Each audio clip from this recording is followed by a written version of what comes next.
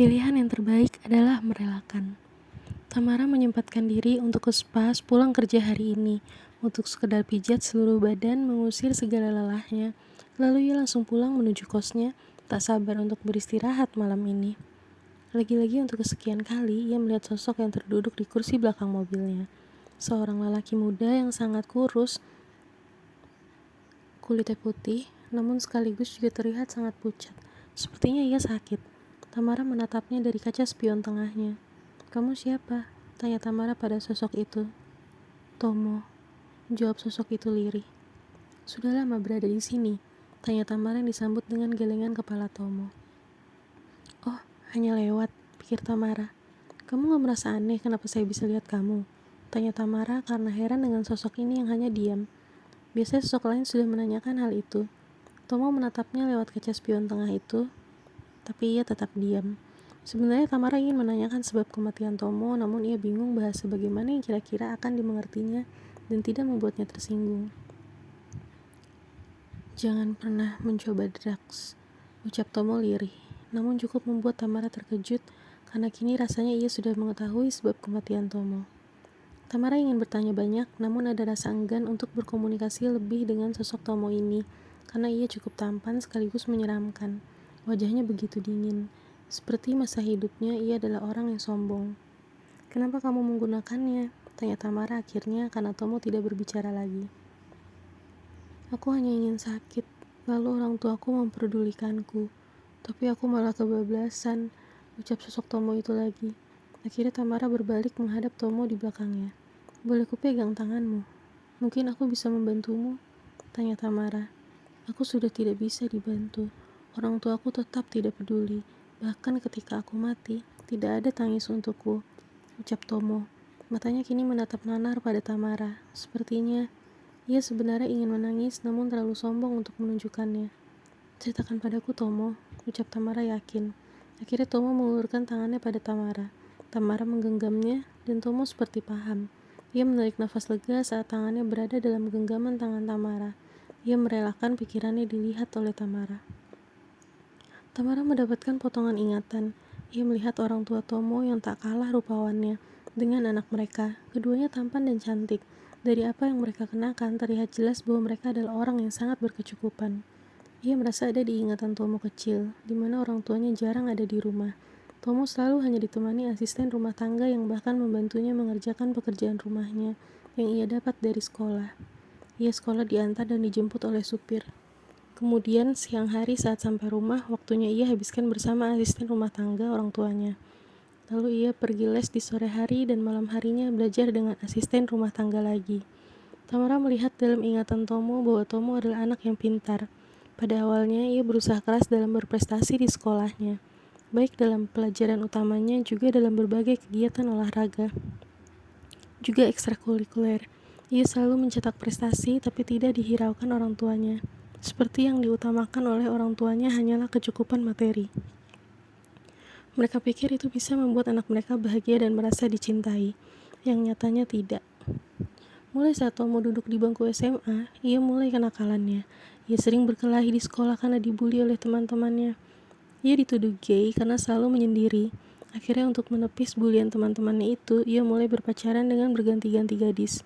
Dan semua ditidurinya. Setiap ia meniduri pacarnya, ia menceritakan pada teman-temannya dengan bangga, membuktikan bahwa ia bukan gay. Namun secara diam-diam ia masih suka menyendiri, dan teman-temannya bukan tidak menyadari hal itu. Salah satu grup temannya itu lalu mengajaknya untuk nongkrong bersama pada suatu malam minggu di sebuah area anak-anak gaul yang notabene semuanya adalah anak orang berada. Disinilah Tomo mulai mengenal dunia malam. Ia mengenal clubbing dan sering melakukan one night stand dengan wanita yang ditemuinya. Tentunya itu bukan hal yang sulit untuk anak orang berada seperti Tomo. Dan ia juga bermodalkan ketampanan yang tidak mungkin bisa ditolak para gadis. Jadilah ia pria idaman yang membuat para gadis penasaran dengan sifat dinginnya. Ya, ia masih Tomo yang dingin dan pendiam. Dan untuknya, para gadis itu hanyalah pengalih dari kesedihannya karena tidak pernah dianggap oleh kedua orang tuanya.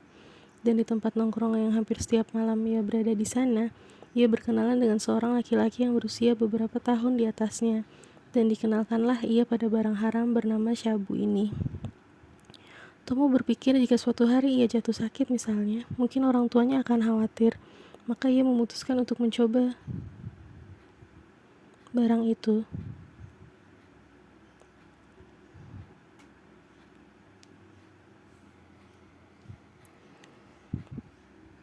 Hal yang pertama ia rasakan ketika obat yang berbentuk kristal mirip gula ini mengenai syarafnya adalah peningkatan fokusnya. Ia merasa lebih mudah menerima setiap pelajaran dan dengan mudah pula mengerjakan segala tugas perkuliahannya. Ia juga lebih percaya diri dan lebih gampang mendapatkan wanita manapun yang ia mau. Serta moodnya membaik.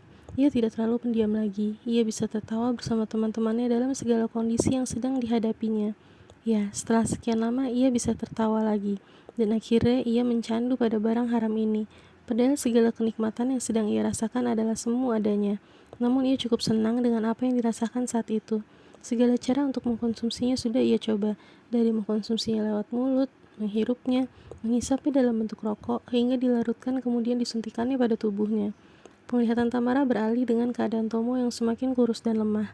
Ya, karena metode penyuntikan itulah ia terkena HIV, juga tentunya karena perilaku seks bebas yang dianutnya selama ini. Ia semakin lemah, namun orang tuanya masih tak terlihat mendampinginya dengan sungguh-sungguh.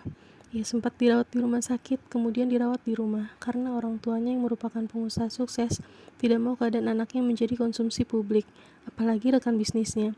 Maka jadilah Tomo dirawat di rumah saja.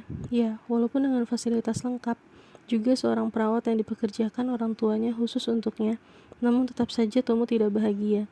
Yang ia harapkan hanyalah didampingi kedua orang tuanya, tapi tidak terjadi. Orang tuanya sama sekali tidak marah karena ia mengkonsumsi narkoba. Mereka pikir itu adalah hal yang wajar bagi pergaulan anak-anak sekelas Tomo yang kekayaan orang tuanya melimpah. Namun saat dirawat di rumahnya, Tomo masih meminta pengedar di mana ia bisa membeli barang itu. Dimintanya untuk mengantarnya ke rumahnya. Ia masih meneruskan mengkonsumsinya tanpa sepengetahuan perawat juga orang tuanya. Inilah yang membuat kondisinya semakin memburuk. Pernafasannya terasa semakin cepat dan lama-kelamaan terasa makin menyakitkan. Detak jantungnya juga semakin tidak teratur. Tekanan darahnya pun begitu tinggi dan suhu tubuhnya juga tinggi. Giginya mulai rusak, otaknya seperti tidak berfungsi. Ingatannya menghilang. Seringkali ia merasa linglung dan rasa gatal yang tak tertahankan, hingga menyebabkan tubuhnya penuh luka karena ia menggaruknya tanpa henti. Tomo meracau dan merasa sangat sakit, namun tetap tak ada orang tuanya di sampingnya. Usahanya untuk merebut perhatian orang tuanya tetap tidak membuahkan hasil yang diharapkannya. Hingga akhirnya, tubuhnya sudah tidak kuat lagi menahan segala sakitnya. Baik secara fisik, dari sakit yang ia rasakan, juga pedih di hatinya yang tidak mendapatkan kasih sayang orang tuanya hingga akhir hidupnya. Ya, akhirnya ia mati sia-sia. Tamara merasakan air mata yang hampir keluar dari matanya. Ia sangat sedih melihat penderitaan yang Tomo alami. Segala yang ia lakukan sebenarnya hanya untuk menarik perhatian orang tuanya. Sungguh kasihan ia. Lalu kenapa kamu masih di sini? Tanya Tamara. Tomo terlihat tertunduk dan ia menggeleng pelan. Aku masih belum puas karena belum mendapatkan yang ku mau. Kamu mengharapkan orang tuamu merasa bersalah. Apalagi yang kamu harapkan, Tomo? Ya, tidak ada gunanya aku mengharapkan hal itu. Maka lebih baik aku pergi. Apa aku bisa pergi dengan kematianku yang seperti ini? Tanyanya. Rasanya bisa, karena kamu sakit, bukan bunuh diri, ucap Tamara. Tomo bersandar pada jok belakang mobil Tamara. Aku memaafkan orang tuaku. Aku masih mencintai mereka, ucap Tomo seperti sedang berpamitan. Lalu ia memejamkan matanya sambil tersenyum dengan penuh damai. Ia sudah merelakan akhir hidupnya yang tetap tanpa cinta kedua orang tuanya. Sebenarnya Tamara merasa gemas pada orang tua Tomo, namun orang tua Tomo pasti tidak akan semudah itu percaya apa yang dikatakannya. Belum lagi mereka bukan orang biasa, pasti tidak mudah untuk menemui mereka. Tamara hanya mampu berdoa agar kini Tomo dapat beristirahat dengan tenang dalam tempat terbaiknya. Ya, ia tidak memampukan diri untuk berbicara dengan orang tua Tomo dan menyampaikan apa yang dimau oleh anak itu.